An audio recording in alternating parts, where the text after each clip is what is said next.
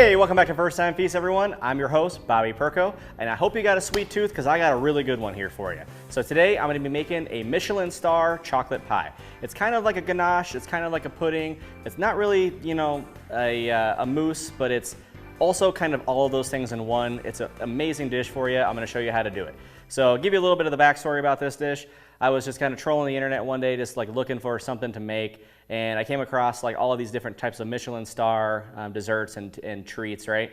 So this one comes from a French restaurant, and the whole video was in French. I really had no idea what she was saying, and there was no dialogue underneath it, so I pretty much just had to take frame by frame and figure out what this dessert was. So she called it their Michelin star chocolate mousse.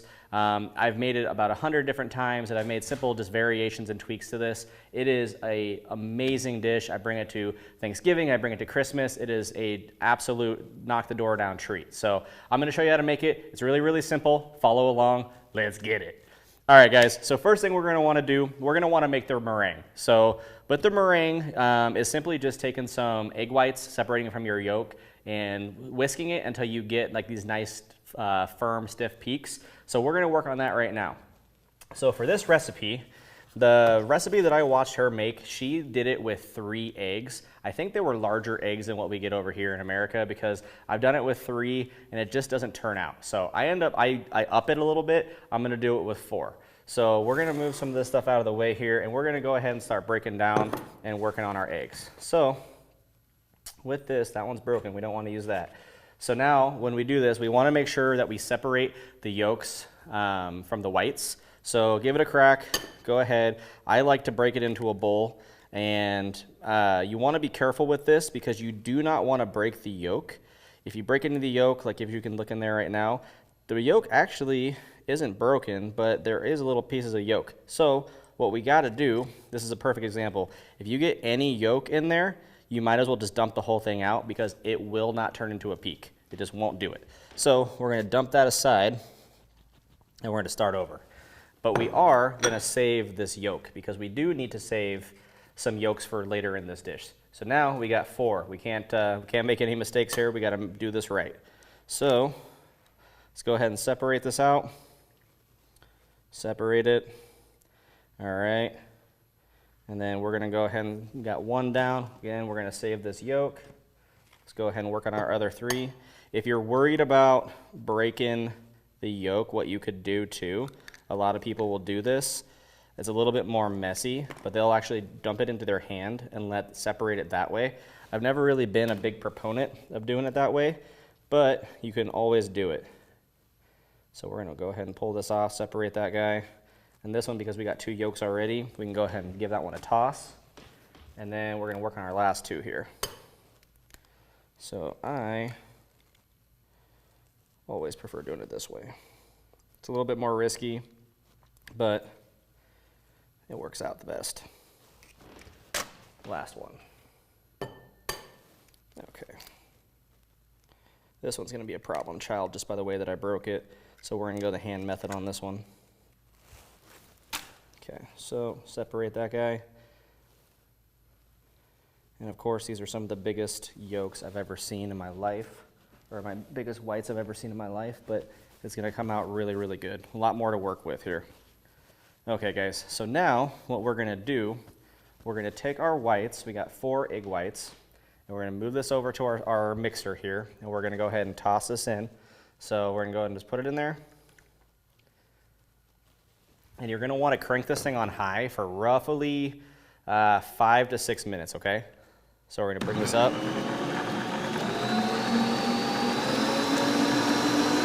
So that's gonna start whisking and breaking that down. One thing that really helps this process move along is if you use some sugar here. So the recipe calls for 1/3 cup of sugar. You don't wanna go ahead and just pop this whole thing in there. You wanna slowly bring in and incorporate your sugar.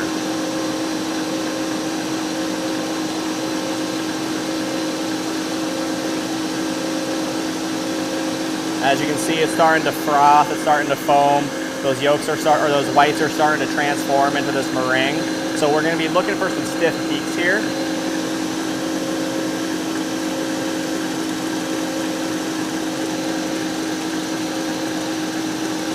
All right, we got about half of our sugar down. It's starting to be really foamy. It's starting to almost become like a silk. So we're getting closer, right?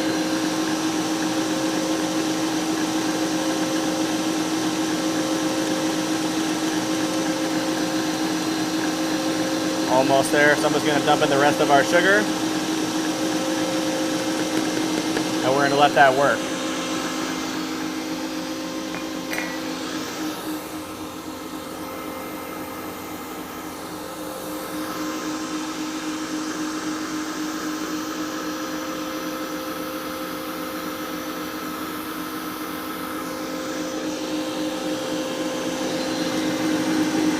Okay, that's a really good shot. So what we're going to do, we're going to pause it here for a moment, and we're just going to take a quick little look at it here. So we're going to grab some, and if this stays on the spoon here, if you tip it upside down, you know it's done. So it's going to hold its shape, it's going to retain. We got a really, really nice stiff peak here, so we can use this for our meringue. Okay, so we got that in there. That's going to be 4 egg whites. That's going to be our 3rd cup of sugar. We whisked it for roughly 5 minutes, give or take. Got our nice peaks formed. We're going to let that set there for a moment, okay? So now what we're going to do, we're going to make the rest of this. We're going to get this chocolate bath going, okay? So you want to make sure your heat is on a medium-low heat, okay? You don't want to burn the chocolate. So for this, technically it calls for about a half a cup of butter, or a half a stick of butter. But I got a little bit more than that and I don't want to waste it, so we're going to go ahead and just toss that in there. It'll be okay. We're going to let that melt down a little bit. And then what we're going to do, so we got different types of chocolate here, guys. So we got some dark chocolate chunks. We got some Sanders sea salt caramels. And then we also got some macadamia nut, basically turtle clusters, all right? So you can do this pie with any combination of desserts that you want. If you want to make like a Snickers mousse, if you want to do a Twix mousse, what have you, okay? I've done this one probably 1,000 times with this combination, and it turns out perfect every single time. This is kind of a sweet dessert, okay? So we already have a 1/3 of a cup of sugar in here. You don't want to over blast it with a lot of sugar. So we're going to do some dark chocolate, which is really going to help balance that out. It's going to pull a lot of that sweetness away from it, and it's going to give you kind of like a little bit of a bitter taste. And then we have some dark chocolate sea salt caramels. These are really, really good. They're really gooey. If you rip them in half, there's all that caramel on the inside. Really, really delicious. And then my personal favorite are these macadamia nut clusters. Same type of thing. There's a lot of caramel in here, and if you like macadamia nuts, they're a really crunchy, fatty nut. They're just addicting when you bite into it and you get that crunch. So with this pie, like I prefaced in the beginning, it's kind of, this pie doesn't really know what it is. It's got the components of a mousse, it's got the components of a pudding, it's got the components of a ganache, but it's really none of those things, but it's also kind of all of those things at the same time. So we're gonna walk through it and I'm gonna show you the rest of the way. So my butter is starting to pop, it's starting to get out of control. So we're gonna calm it down. We're gonna go ahead and add just shy of 2 cups of heavy cream.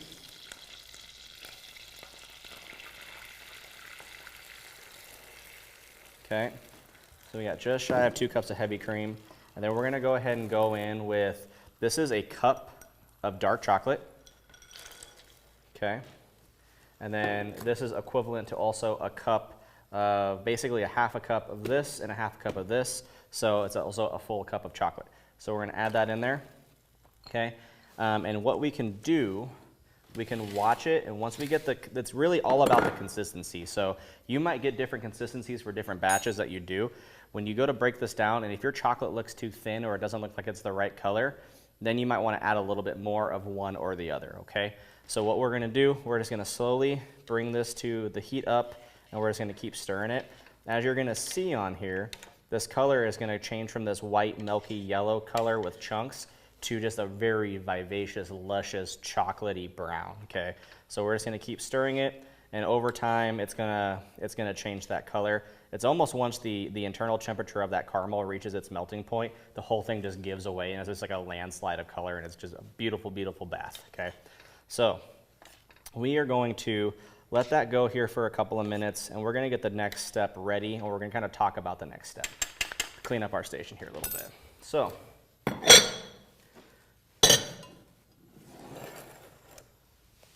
move that out of the way.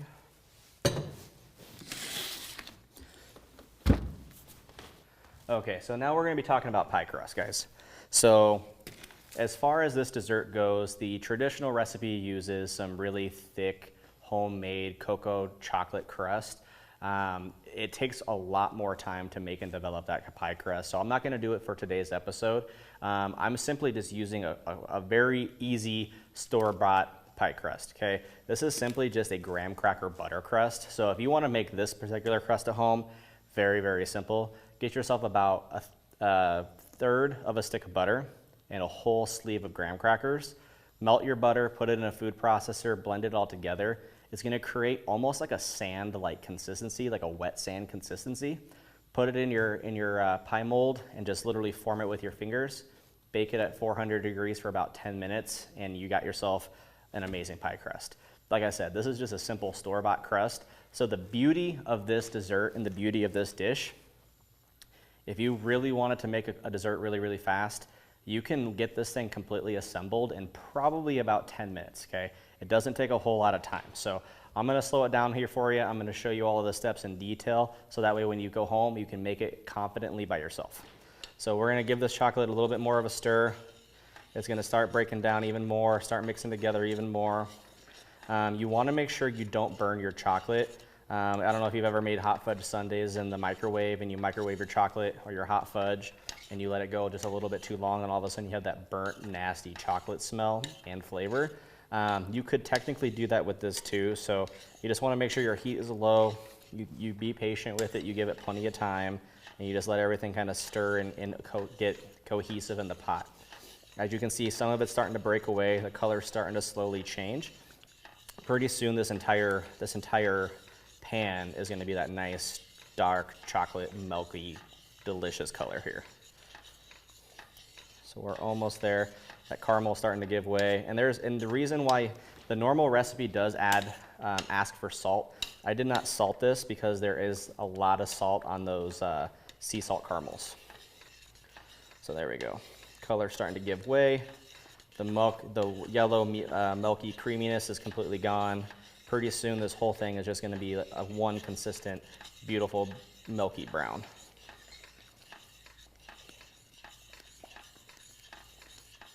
We're almost there. There's just a couple left of caramel chunks in there. And what's really nice too, the macadamia nuts are in there. I love macadamia nuts. When you go to bite into this dish and you get this nice velvety, smooth, silky mousse texture, and then you get a nice crunch of a macadamia nut, it's really, really hard to beat it, guys.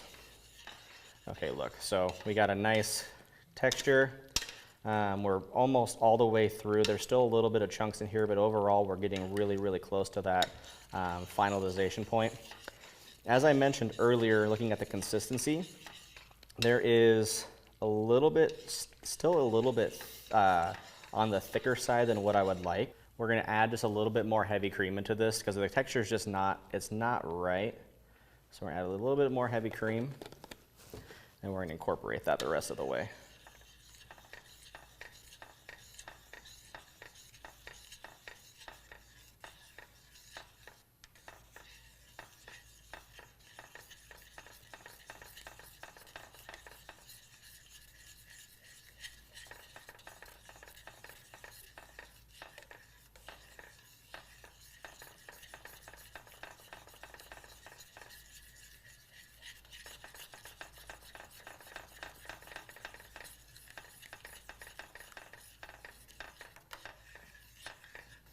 All right, so consistency, texture is that nice velvety, smooth silkiness that we wanted. So now what we're gonna do, we're gonna turn the heat completely off, all right? Heat is completely off. Here's what you need to do, guys. So you need to take this off the burner. Even though the heat's off, you want it all the way away from the heat. Let's see here. Set it on this. Set it down for just a second here. And then you're gonna take your egg yolks that you had from earlier. Typically, the recipe, again, called for 1 egg yolk. I've always doubled it. I feel that it adds a little bit more of a protein element to it, and it helps this dish solidify a little bit more. So you're gonna add in 2 of those egg yolks, and you're gonna stir this very, very quickly and get everything mixed in. You don't want those egg yolks to basically curdle or turn into scrambled eggs in your chocolate. You just want them to kind of emulsify and completely add in, or just mix in thoroughly. It's gonna help this dish set up and this dessert be really, really firm, yet really, really airy with this meringue here, okay? So this is all the way mixed in. We're ready to go there. Looking really, really good. We got a couple strands of those caramels hanging on. That's okay. Okay, so now we're getting close to our last step with this. So what we want to do, let's see. So typically I would take this and I would fold this in with your spatula. But what we can do, we can put it, let's see here. So what you're going to want to do, you're going to want to only pour about 1/4 of this into your foam or into your meringue. Okay. And what you're really ideally trying to do is you're really just trying to fold everything in on itself, and it's going to create a nice airy, foamy, delicious dessert. But what I'm going to end up doing is I'm going to turn this on very low, and we're going to kind of pulse it.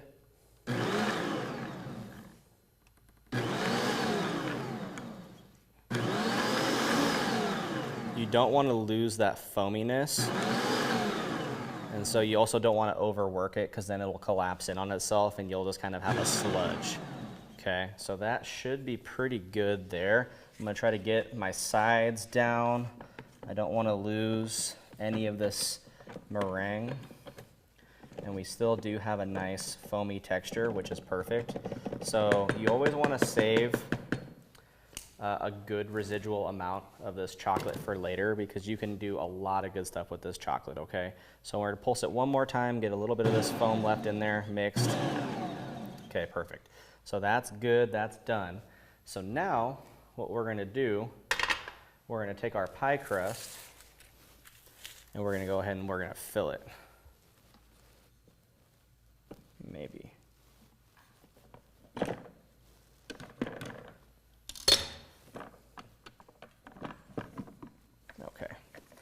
So the best part about this recipe is that it makes, this recipe, if you follow it to the T, it'll usually make about 2 pies. So when you go ahead and you fill this, you do not want to fill this pie crust all the way. You want to fill it about halfway. So about right there, okay? We're going to set that aside. And then what we're going to do, we're going to take our spoon from our chocolate, and we're going to go ahead and do a couple of designs here. Whatever you like, if you want to do zigzags, however you want to do it.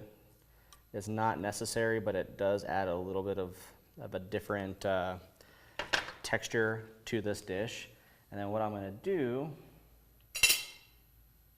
is, this will work. We're going to go ahead and just simply swirl it around. Okay, so it makes it really pretty, makes it look a little bit nice. You can do however you want to do it. I'm not very artistic, guys, so that's as good of a dessert as you're going to get from me. So if this was a traditional mousse, we would basically be done, right? We aerated our foam, we got it all nice and set up. We put our eggs in there, and if you were to refrigerate this right now, you would have your more or less your standard traditional mousse. But we're not going to do that. We're going to go against it, and we're actually going to bake it for 7 minutes. Don't ask me why 7 minutes, but it's 7 minutes. And it's going to end up being 355 degrees. So 355 degrees for 7 minutes. We're going to go ahead and toss this in there, and we're going to let it bake, and we're going to come back and check on it, okay?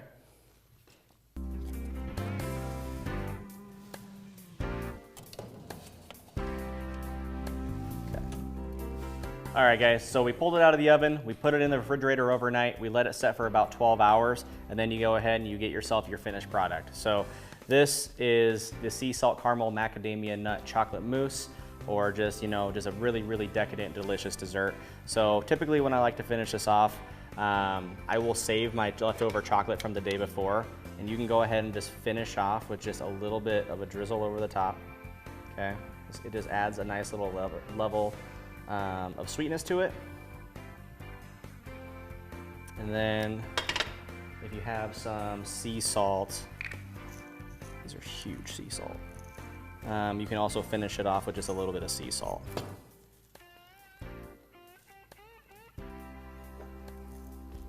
Okay, so let's go ahead and serve it up and take a bite. This is just honestly one of my favorite desserts, guys. It's so, so nice and airy, really, really delicious. Really delicious. So we're gonna go ahead and give it a try.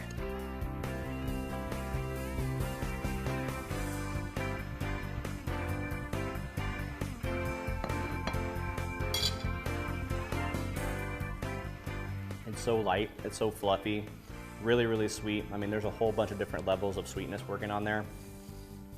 Even though it is just a standard pie crust, it's a store-bought pie crust, just that level of crunch, that graham cracker, that butteriness is really, really good. And then you get that bite of that macadamia nut, and just that little finishing note of that sea salt finish and that saltiness, right?